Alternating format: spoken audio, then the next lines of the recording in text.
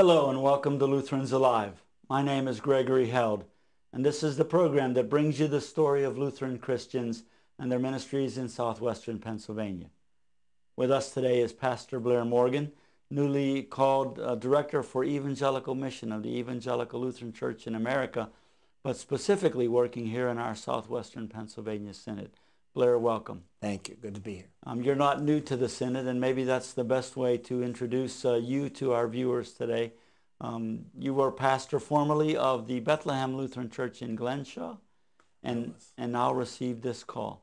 Out of seminary, spent 12 years out near Toledo, had grown up here in the Pittsburgh area, but then and my first call was out in the Toledo area in Ohio, and then my family and I came back in 1990 to serve at Bethlehem and Glenshaw, and we were there for 19 years. Good experience, opportunity for ministry and mission that we treasured.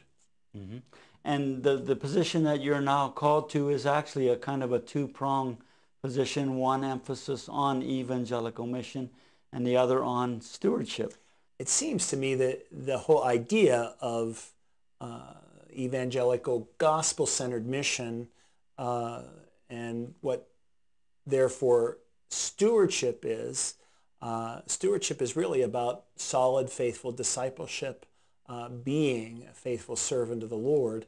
And so I like the title Evangelical Mission and that it encompasses these two areas. One is mission. I am a resource to our congregations and pastors around the whole area of trying to strengthen their mission and the work that they do for the gospel, the reaching out and making a difference for Christ in their communities.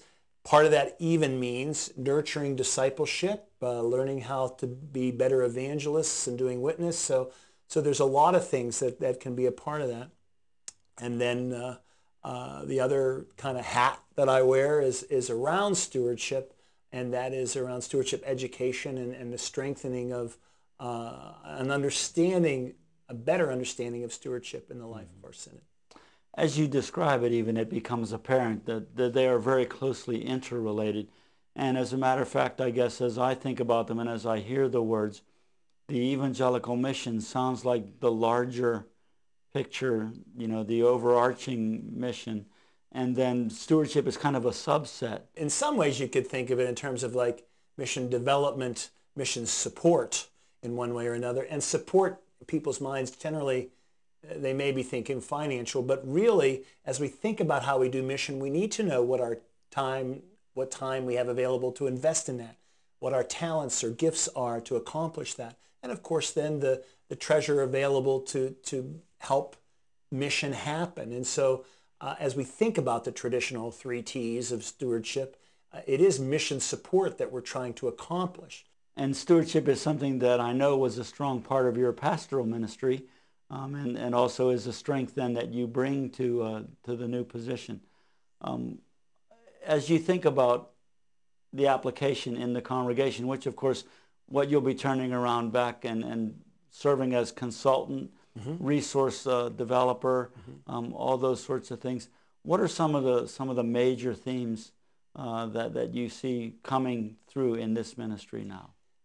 What I mentioned as far as a full picture of stewardship being about discipleship of our Lord, that it isn't, people tend to hear that word, and in fact, it's not unusual in congregations that if you have such a thing as called a stewardship committee, it's one that people aren't generally in Lutheran circles volunteering for. That one and evangelism tend to be the two ones that we don't have people just chomping at the bit to be a part of that, each in its own way. And interestingly enough, the two hats that I have a significant opportunity to have an effect upon at this point. But I think that whole picture of stewardship as being discipleship is a good part of what we want to work on. There still is a very valuable use of those 3 T's of time, talent, and treasure that are in people's minds, that they are reminded of. I do know that as I've had some preliminary conversations, I've I've been in congregations since July 1st. People understand that stewardship isn't just trying to generate a fall campaign that will encourage people to give for the coming year's needs as far as the budget is concerned. But they do struggle with, how do we do anything different than doing that? What has even been interesting to me has been that it was a tradition at the church I served for 19 years at Bethlehem that we would have an annual campaign. I've come to discover that many congregations pretty much just kind of go along, and unless there's a real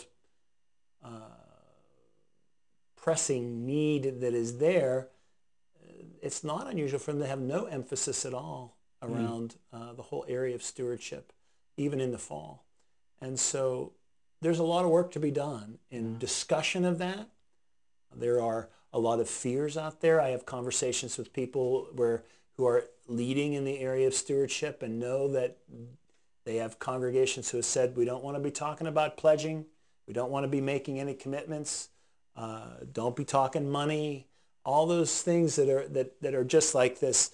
They want to kind of put a wall up, and there's a certain fear of that somehow is going to alienate people and drive people away. And so the conversation has to be held in some way that arises out of faith rather than responding out of fears of what might take place. Mm-hmm. So those are some of the challenges faced as we look at the need to take seriously stewardship. It is an important part of the life of a disciple of Jesus. Just take, for example, addressing a congregation that has fallen into that kind of an annual lack of ritual rather than ritual, I guess. If you were going to start, say, with a biblical example or some way to inspire them to a different way of seeing things and understanding that, what kind of biblical references might you make, or where would you lead them to begin to discover some new insights for that? One of the key passages comes from 2 Corinthians chapter 8 and 9. Paul there is talking about a context in the life of Corinth, which was a town in sort of southern Greece, and he had had some very positive experiences in Macedonia, in kind of the northern Grecian area, and kind of wanted to tell the story of what those congregations were doing to have an impact upon the ministry that they were trying to accomplish together. And chapter 8 and 9, Paul does some very helpful revealing of what was in the hearts of those people as they struggled with that, what the challenges were that they felt in that whole sense of that, and how they might respond more faithfully as a witness of seeing what other brothers and sisters in the faith had accomplished, and how that might be inspiring for them. And it's been a useful tool for congregations for 2,000 years almost. Yeah. Maybe we can talk about a few more of the specifics of that story when we come back. But it is time for a short break. Excellent. We'll be back shortly.